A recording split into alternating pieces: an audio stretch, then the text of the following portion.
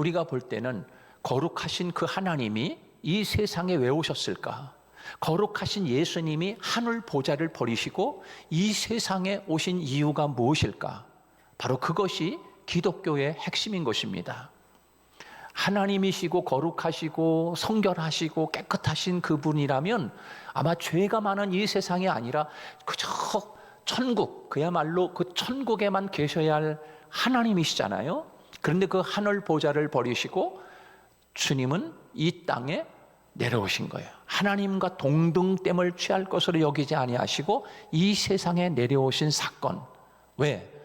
바로 이 죄악 많은 어두운 세상에 살고 있는 우리들을 구원하시기 위하여 예수님이 이 땅에 오신 사건입니다. 하나님은 지금도 이 세상에 살고 있는 모든 사람들을 하나님의 자녀로 만드시기 위하여, 천국 백성으로 만드시기 위하여 하나님이 이 땅에 오셨다. 바로 그 마음을 오늘 우리도 갖기를 원한다 라고 하는 것이 오늘 본문의 핵심입니다. 그러니까 베드로는 지금까지 살아오면서 유대 선민의식을 가지고 그렇게 살아왔지만, 그래서 아예 그 이스라엘 백성들은 아예 그 이방 사람들은 사람 취급을 안 했어요. 그리고 어떻게 취급했느냐? 이방 사람들은 마치 못 먹는 음식처럼, 이방 사람들은 이 보자기에 담긴 그 징그럽고 혐오스러운 그런 징그러운 그런 존재들로 알고 아예 만나지도 않고 대화도 안 하고 밥도 같이 안 먹었어요. 심지어는 같은 민족인데도 불구하고 저 아수르가 쳐들어와 가지고 북이스라엘을 멸망을 시키면서 북이스라엘의 사람들과 피가 섞여서 태어난 존재이기 때문에 너희는 유대인이 아니야, 너희들은 선민이 아니야, 너희들은 개 같은 놈들이야, 그렇게 생각하면서 남쪽에 있는 유대인들이 아예 북쪽 사람들은, 북쪽 이스라엘 사람들은 아예 사람 취급을 안 하는 거야. 그리고 만나지도 않고 밥도 안 먹고 길로도 지나가지 않았어요. 그것이 바로 유대인들 사상이고 유대인들이 가지고 있는 그런 전통적으로 우리는 선민이라고 하는 그런 마음을 가지고 살아오던 사람들이에요. 그 중에 한 사람이 바로 베드로거든요. 그런 마음을 가지고. 그런데 하나님이 그와 같은 시각과 마음을 이제는 깨트리시고 더 이방을 향한 하나님의 뜻을 보여주시고 비전을 보여주시고, 저 이방인들도 너희들과 똑같아. 그래서 유대인들과 이방인이 하나 되고, 또 너희들을 용서하신 같이 하나님은 이방인들도 용서하시고 구원의 대상이고 하나님의 자녀야 라고 하시는 그 시각을 넓혀주시고 깨우쳐주시는 아주 놀라운 사건이 바로 오늘 본문의 말씀입니다. 여러분, 우리는 이와 같은 하나님의 마음을 품지 않으면 우리 기독교의 본질을 잃어버리는 거예요. 기독교의 핵심은 바로 이와 같은 사람들까지도 품어내고 구원의 대상이라는 사실을 기억하고 우리는 주님의 마음을 품고 전도의 사명을 다해야 될 줄로 믿습니다. 그것이 바로 기독교의 핵심이라는 거예요. 핵심. 여러분, 성경을 우리들이 가만히 보면은 그 성경은, 하나님은 언제나 잃어버린 영혼을 찾으시는 하나님의 마음을 우리들이 금방 알 수 있습니다. 그래서 예수님께서 말씀하셨듯이 그 탕자의 비유, 여러분 잘 아시지 않습니까? 둘째 아들이 아버지로부터 내 재산을 주세요. 그래서 그 아들이 이제 아버지를 떠나는 거예요. 이 아버지를 떠난다 하는 그 탕자는 하나님으로부터 떠나는 거나 마찬가지예요. 그걸 비유한 거거든요. 그러니까 그 아들이 아버지로부터 이제 떠나서 먼 타국에 가서 허랑방탕하며 하나님 없이, 아버지 없이 그냥 마음껏 즐기면서 살면서 탕진하고 완전히 그냥 망해가지고서 그냥 먹을 것도 없어가지고서 그 짐승이 먹는 쥐염 열매를 먹고 돼지밥이나 먹고 이렇게 연명하고 생명을 부지할 수밖에 없는 그런 존재이지 않습니까? 근데 그런 자식을 하나님은 끝까지 기다리시는 마음을, 아버지의 마음을 가지고 표현해 주고 있어요. 그래서 아버지는 그저 대문을 걸어 잠그고 그저 그냥 오거나 말거나 그냥 아버지 일에 취하고 그저 생각 없이 사는 아버지가 아니라, 그 성경에 보면은 아버지의 마음을 얼마나 잘 표현해 주고 있는지 몰라요. 저 상거가 먼데 아주 멀리 지금 누군가가 오는데, 저기 오는 저 아들이 내 아들이 아닌가, 걸어오는 모습이 내 아들 같은데, 점점 다가오는 그 모습을 보면서 아버지는 맞아, 저놈이 내 둘째 아들이야 그러면서 그 아버지가 그냥 오래도록 그 눈 빠지게 목이 빠지도록 기다리던 아버지의 마음을 어떻게 표현합니까? 달려가 가지고 그 아들이 오는 것을 진짜 알아보고, 이제는 그 아들을 집에서 기다린 것이 아니라 아버지가 쫓아나가 가지고 그 아들을 얼싸안고 그 아버지 입 맞추고, 아버지가 여러분 보통 그러지 않습니까? 너 이 꼴이 이게 뭐냐? 어디서 얻어맞았냐? 아니면 도대체 어디서 이렇게 옷을 이러고 왔냐? 아버지가 너에게 준 재산이 있잖아, 좀 불려가지고서 아파트 한 채라도 좀 사놨냐? 하면서 그렇게 부를 수도 있잖아요. 그런데 아예 묻질 않는 거야. 내가 어떻게 살아가는지, 내가 너한테 준 재산이 지금 어떻게 좀 불어났는지, 아니면 다 잃어버렸는지 아예 묻질 않는 거야. 그리고 입을 맞추고 그 아들이 돌아오니까는 이 죽었던 아들이 살아난 것처럼 아버지가 동네 사람들을 다 모아놓고, 그리고 잔치를 베풀면서 서로를 잡아가지고 동네 사람들에게 내 아들이 지금 죽었다가 다시 살아난 아들이다, 다시 태어난 아들, 나는 이 아들을 다시 얻었다 그러면서 그 아들에게 새 옷을 입히고 가락지를 끼우고, 그리고 신발을 사러 신기고, 그렇게 해서 그 아들을, 그 버린 아들, 정말 못난 아들, 세상에 버려진 아들, 그저 아들 취급도 받을 수 없는 그런 아들인데 다시 그 아버지의 아들로 완전히 받아들이고 멋지게 하나님의 아들로 그렇게 받아들이는 그런 모습, 그것이 바로 아버지의 마음이라는 거예요. 아버지의 마음. 여러분, 이것이 바로 기독교의 본질인 줄로 믿습니다. 우리는 혹시 유대인들이 지금까지 가지고 있었던 그 전통처럼 이것은 못 먹는 거, 이것은 깨끗한 거, 이건 거룩한 거, 그래 가지고서 사람도 우리는 믿음의 대상에서, 구원의 대상에서 우리는 그렇게 생각하고 있지는 않은가? 야, 너는 내가 보니까 술고래야, 고래. 술고래. 너는 예수 믿기 틀렸어. 어떤 사람은 야, 저 사람은 너무 나쁜 사람의 마음이 어떻게 저렇게 고약하냐? 너는 아주 그냥 구원받지 못할 거야. 저 사람은 전도 절대로 할 수 없는 사람이야. 이렇게 혹시 구분해 놓고 전도하는데 아예 그 사람에게는 아예 그냥 거리를 두고 담을 쌓고 있는 그런 사람은 혹시 우리 주변에는 없는지, 우리가 오늘 이 시간에 그 마음을 깨고 그 사람까지라도 주님의 마음을 품고 다가서는 저와 여러분이 되시기를 주님의 이름으로 축복합니다. 하나님은 유대인들만 사랑하시는 분이 아니라 이방인도 구원하기 원하시는 하나님이라는 거예요. 이것이 바로 기독교의 본질이고 핵심이라는 거지요. 그래서 사도 바울은 에베소서 2장에서 이렇게 말씀하셨어요. 중간에 막힌 담을 허셨다, 그렇게 말씀했어요. 중간에 막힌 담을 예수님이 오셔서 십자가 지심으로 말미암아 중간에 막힌 이 휘장, 지성소와 성소 사이에 휘장이 있었어요. 중간에 막힌 이 담을 예수님이 십자가에서 죽으실 때 이 가로막혀 있는 이 휘장이 위서부터 아래까지 쫙 갈라지면서 이 지성소와 성소를 하나로 만들어버린 거예요. 다시 말해서 예수 그리스도의 십자가는 이방인과 유대인, 그리고 그 누구든지 다 하나가 될 수 있는 놀라운 축복을 예수님이 열어놓으신 줄로 믿습니다. 그 마음을 우리도 품어야 이제는 이 욥바 항구를 벗어나서 이방 세계로 나아갈 수 있는 놀라운 선교의 문이 열리게 되는 거예요. 근데 먼저 그것을 하나님은 베드로를 하나님이 지붕 위에 기도시키게 하시고 하나님이 환상을 보여주시면서 그 마음을 깨게 하시고 그리고 고넬료의 집으로 보내시게 되는 거죠. 그것이 오늘 우리가 가져야 할, 우리도 선입견을 깨고 이제는 어떤 사람이 있는지 다가설 때 하나님이 문을 여실 줄로 믿습니다. 우리 집 남편은 안 돼. 저 사람은 도저히 변화될 사람. 천만의 말씀이요. 그것은 우리 생각이지요. 하나님께서 하시면 되는 줄로 믿습니다.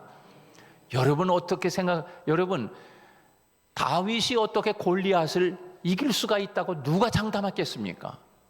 여러분 누가 골리앗 이 작은 소년이 어떻게 그 엄청난 목사님같이 더 큰 그렇게 큰 장수 블레셋의 장수 이 골리앗을 어떻게 이기겠어요? 판을 걸어라. 누가 이기는지. 아마 그랬으면 아마 엄청나게 그때 이 다윗에게 건 사람은 대박 났을 것 같아.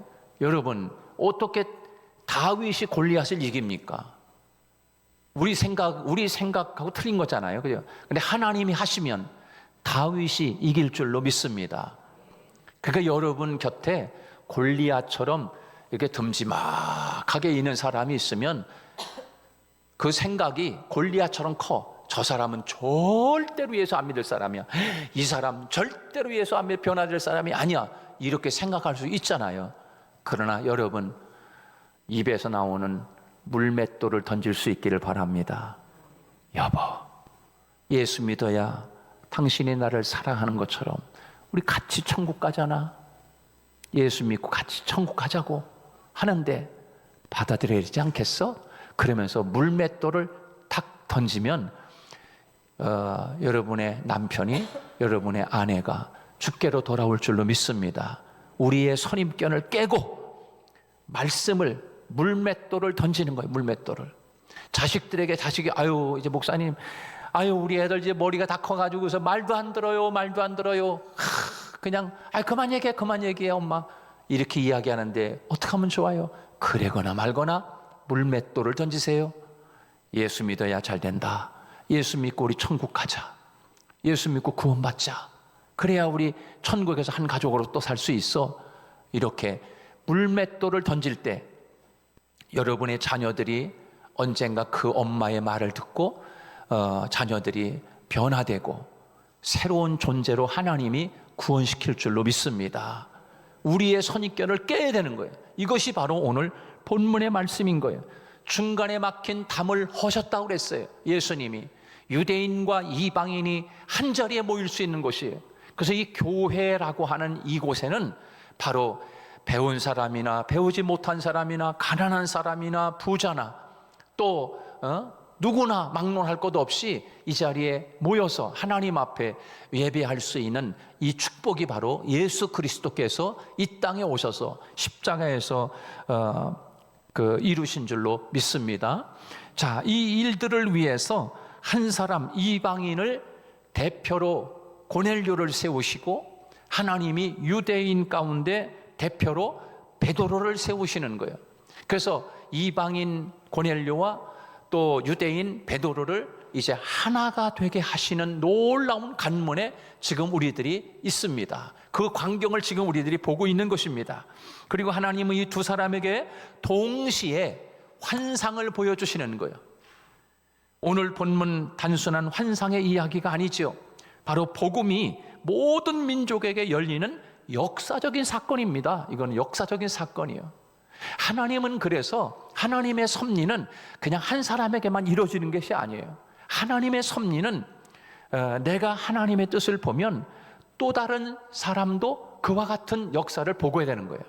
그래서 오늘 본문에 보면은 베드로뿐만 아니라 고넬료도 같은 시간에 같은 환상을 보는 거예요. 환상. 놀라운 일이지 않습니까? 놀라운 일이지 않습니까? 그런데 여러분 보면 하나님은 하나님의 역사, 하나님의 이 기독교적인 본질, 또 하나님의 이 핵심, 우리들이 살아가야 하는 믿음의 삶의 핵심을 하나님은 어떤 사람을 통해서 그 일을 이루시느냐 하면 기도하는 사람을 통해서 하나님의 선교와 이방 세계를 향한 문을 열게 하시는 줄로 믿습니다. 기도하는 사람을 통해서 하나님이 그 일을 이루어 가시는 거예요. 여러분, 오늘 본문에 이 베드로가 기도하는 사람이지 않습니까? 9절 말씀에 우리가 먼저 지난주에 9절 말씀에 보면 이렇게 말씀하고 있어요. 베드로가 기도하려고 지붕에 올라가니 그 시각은 제6시더라, 그렇게 말씀했어요. 여러분, 베드로가 그날따라 저분이 왜 오늘따라 저렇게 지붕 위에 올라가서 또 뭐 기도하신다고 저러시나? 그냥 그날 단순히 기도하고 싶어서 올라간 게 아니에요. 여러분, 이 베드로를 보십시오. 이 베드로는 유대인들은 보면은 하루에 3번씩 기도하거든요. 제3시는 우리나라 시간으로 아침 9시를 이야기하고 있어요. 그 다음에 제6시에 지금 베드로는 기도를 하는데 제3시, 6시, 9시 이렇게 기도해요. 그러니까 3시는 9시, 6시는 12시, 낮 12시. 그 다음에 9시는 오후 3시. 예수님이 제9시에 운명하셨지요. 오후 3시에. 그래서 이스라엘들은 그렇게 따지는 거예요. 그냥 하루에 3번 기도를 하는데 이 베드로는 늘 시간을 정해놓고 장소를 정해놓고 그렇게 기도하는 사람이었어요. 그러니까 예루살렘에 있을 때는 베드로가 그렇게 제9시 기도 시간인가요? 올라가잖아요. 요한과 함께 성전에 올라가서 기도하러 올라가는데 그 안진뱅이 사건도 바로 그렇게 시간을 정해놓고 늘 기도하는 베드로가 40년 동안을 이 안진뱅이가 그렇게 살았지만 기도하는 베드로를 통하여 내가 너에게 줄 수 있는 것은 은과 금은 없지만 내가 너에게 나사렛 예수 그리스도의 이름으로 일어나 걸어라. 할렐루야. 예수 그리스도의 이름으로 일어나 걸으라고 그렇게 명령할 때 그가 40년 동안 안진뱅이로 걷지도 못하고 뛰지도 못하고 늘 누군가의 손에 들려가지고 갖다 놓으면 동량 한 푼만 주세요 이렇게 살던 사람인데 기도하는 베드로를 통하여 그가 일어나는 하나님의 역사가 일어났습니다. 그렇게 이 베드로는 늘 기도하는 사람이었어요. 여러분, 예수님도 이 땅에 오셔가지고서 늘 기도하셨어요. 그래서 겟셋마네 동산에서 기도하실 뿐만 아니라 늘 예수님이 사역하실 때 새벽 미명에 나아가서 예수님이 기도하시고 또 어떤 일이 있으면 늘 기도하시고 그와 마찬가지로 주님의 제자들인 베드로도 그렇게 시간을 정해놓고 하나님 앞에 기도하는 사람이었어요. 근데 오늘 베드로는 예루살렘을 떠나서 지금 요빠 항구까지 왔잖아요. 그러니까 이 베드로는 정해놓은 기도 시간이 있기 때문에 이 제6시 기도 시간에 낮 12시에 어디 가서 기도할까 찾다 보니까 바로 이 지붕 위에가 좋겠다. 그래서 지붕 위에 딱 올라가서 거기서 하나님 앞에 기도를 드리는 거예요. 여러분, 그 낮에 12시면은 얼마나 더운 시간이겠습니까? 그때 하나님 앞에 기도할 때 하늘에서 하늘이 열리고 그리고 보자기 같은 것이 내려오는데 거기에 여러 네발 짐승, 나는 것, 부정한 것, 그 징그러운 것들이 거기에 다 담겨 있는 거예요.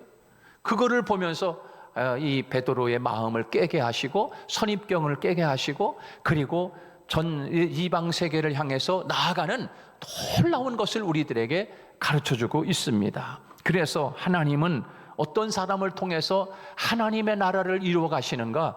그것은 바로 이 기도하는 사람을 통해서 하나님은 하나님의 뜻을 이루어가고 계시다라고 하는 것을 우리가 알 수가 있습니다. 영국에서 아주 그 옛날 그 설교를 아주 잘하던 황금의 입을 가진 목사님이 계셨어요. 그분의 이름이 찰스 스펄전 목사님이에요. 그 찰스 스펄전 목사님은 얼마나 설교를 잘하셨는지 그런데 교회가 많이 부흥이 됐어요. 엄청나게 부흥이 돼가지고 어떤 사람이 물어봤어요. 목사님, 어떻게 교회가 이렇게 많이 부흥할 수가 있어요? 목사님이 설교를 참 잘했어서 이렇게 부흥이 됐나 봐요. 그렇게 물으니까 목사님이 하시는 말씀이 이제 말 안 하시고 가만히 계시다가 그분을 데리고 교회 지하실로 가더라는 거예요. 교회 지하실로 딱 데리고 가서 지하실 문을 확 열어 보이면서 보십시오. 여기에 지금 무릎을 꿇고 내가 예배를 인도할 때 이 지하실에서 나를 위하여 중보하며 기도하는 이분들 때문에 교회가 지금 부흥된 겁니다. 바로 이 지하실은 우리 교회의 발전소입니다. 할렐루야. 여러분, 기도해야 합니다. 교회가 막 기도로 불타야 돼. 기도로. 우리 성도들이 사순절 기간에 기도로 불타는 마음이 여러분의 마음에 타오를 수 있기를 주님의 이름으로 축복합니다. 그래서 이 스펄전 목사님이 그렇게 그 지하실을 보여주면서 바로 이분들이 우리 교회의 발전소입니다. 이분들이 막 기도할 때 나는 예배를 인도하면서 설교를 하면서 이렇게 뜨겁게 말씀을 전하는 이 이유가 바로 이분들이 있기 때문이라고. 저도 우리 교회 성도들 가운데 중보하며 기도하는 분들이 계세요. 매일 2시에. 그리고 화요일 날은 중보팀들이 나와 기도하시고, 그리고 주일날도 좀 일찍 한 30분 먼저 오셔가지고 중보하는 분들이 지금 여러분 우리 자리에서 앉아서 이 예배를 위해서, 목사님의 설교를 위해서 중보하는 분들이 계셔요. 제가 이곳에 서면은 그 마음이 느껴져요. 뜨겁게 느껴져요. 얼마나 감사한지 몰라요. 이렇게 중보하는 분들이 우리 교회에 있다는 것이 얼마나 감사하고, 또 나도 그래야 되겠다. 나도 먼저 한 30분 가가지고 하나님 앞에 더 예배를 위해서, 목사님을 위해서, 이 예배를 위해서 기도해야 되겠다. 이런 마음이 여러분의 마음에 뜨겁게 생기기를 주님의 이름으로 축복합니다. 바로 이 베드로는 그렇게 예루살렘에 있을 때도 제3시, 제6시, 제9시 기도 시간에 늘 성전에 가서 기도하는 모습이었어요. 그런데 여기 지금 요빠 항구에까지 와서도 요빠 항구에서 바로 지붕에 올라가서 베드로가 기도할 때 그 환상을 보게 하시고 이방 세계를 향해서 눈이 열리게 하신 줄로 믿습니다. 하나님은 또한 어떤 사람들을 통해서 하나님의 뜻을 이루어 가시는가? 바로 우리의 생각과 우리의 전통을 완전히 넘어서는 그 사람을 통해서 하나님이 역사하시는 거예요. 베드로가 본 환상은 매우 충격적인 것이었어요. 하늘에서 보자기 같은 것이 내려오는데 그 안에 여러 짐승들이 있었습니다. 그런데 그 짐승들은 유대인이 먹으면 안 되는 부정한 짐승들로 가득한 거예요. 그때 하늘에서 음성이 들립니다. 베드로야, 잡아먹어라. 베드로는 깜짝 놀랐습니다. 그러면서 그럴 수 없나이다. 주여, 그럴 수 없나이다. 왜냐하면 그는 평생 율법을 지키면서 살아온 사람이었기 때문에 그렇습니다. 그런데 하나님 말씀하잖아요. 하나님이 깨끗하게 하신 것을 내가 어찌 속되다고 하느냐? 여러분, 이 환상 속의 짐승은 이방인을 의미하는 것입니다. 하나님이 말씀하신 것입니다. 이방인도 내가 구원한다. 할렐루야. 놀라운 일 아닙니까? 베드로에게 이것은 수천 년 전통을 깨는 그런 일이었습니다. 그러나 하나님은 우리의 전통보다 하나님의 뜻을 더 중요하게 생각하고 계시는 거예요. 여러분, 하나님의 마음을 알면 사람을 보는 눈이 달라지게 되는 줄로 믿습니다.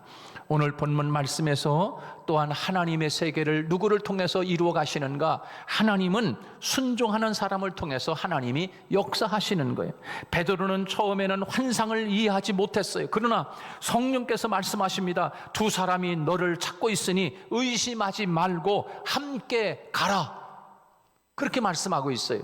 지금 이제는 환상을 보고 이제 베드로는 저 이방 세계를 향해서 함께 나아가는 발걸음을 이제 갖게 됩니다. 여러분, 이것은 놀라운 발걸음이고 하나님의 역사를 이루어가는 축복의 발걸음인 줄로 믿습니다. 우리 마음에도 하나님께서 우리에게 말씀하실 때, 그래, 맞아. 나에게 하나님이 감동을 줄 때 내가 순종하고 나아가야지.